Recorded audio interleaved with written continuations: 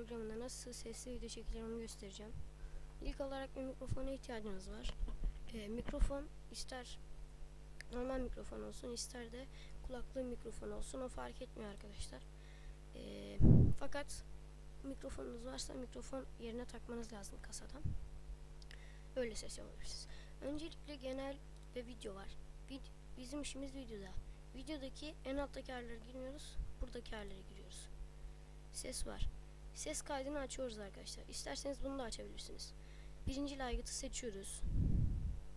Tabii ki de varsayılan ses aygıtı var. Bir de mikrofon high definition audio aygıtı var. Ben en alttakini seçtim. Mono ne bilmiyorum onu. Sesinizi isterseniz öyle yukarıyabilirsiniz. Ben 67 yapıyorum sesi. 67. İkinci aygıt devre dışı oluyor. Arkadaşlar ondan sonra buradan tamam'a basıyoruz. Arkadaşlar böyle oluyor. Video izlediğiniz için teşekkür ederim. Görüşmek üzere. Bay bay.